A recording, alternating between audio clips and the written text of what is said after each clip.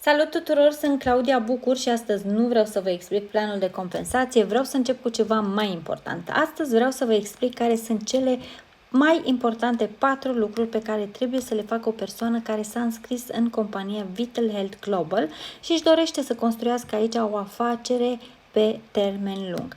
Am observat că foarte mulți oameni se concentrează direct pe ranguri, pe bonusuri, pe câștiguri, dar adevărul este că succesul începe cu adevărat atunci când începi cu lucrurile de bază.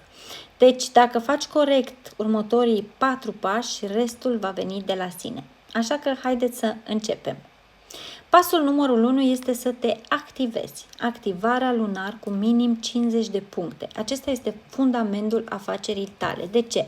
Aceste 50 de puncte personale îți mențin contul activ, îți protejează volumul acumulat și îți permit să beneficiezi de bonusurile companiei. Da? Deci fără această activare nu putem construi absolut nimic. Pasul numărul 2 este deschideți sistemul binar.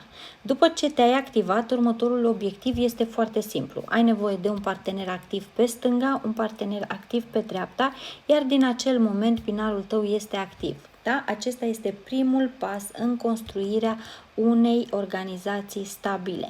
Pasul numărul 3 este atinge rangul bronz.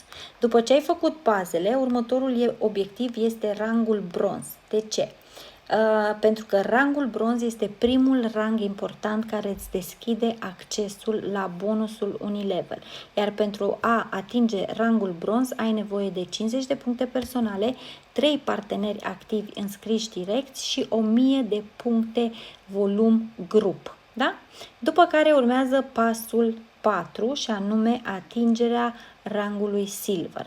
După bronz urmează silver. Pentru silver ai nevoie de 100 de puncte personale, da? Deci numai 50, deja trecem la următorul nivel și avem nevoie de 100 de puncte personale, avem nevoie de 3 parteneri activi direcți, 2500 puncte grup volum, iar regula binarului de 70-30 trebuie să fie și ea activă. Nivelul silver îți deschide accesul la matching bonus și reprezintă următorul nivel de dezvoltare în companie. Dacă ar fi să rezumăm totul într-o singură propoziție, ar suna cam așa. Fii activ, deschide binarul, atinge bronzul, atinge silver. Dacă te concentrezi pe acești 4 pași, construiești o bază solidă pentru afacerea ta în Vital Health. Eu îți urez mult succes, îți recomand să te duci spre persoana care te-a invitat, să ceri mult mai multe informații și m-aș bucura foarte mult să te văd cât de curând în următoarele Zoom-uri de echipă.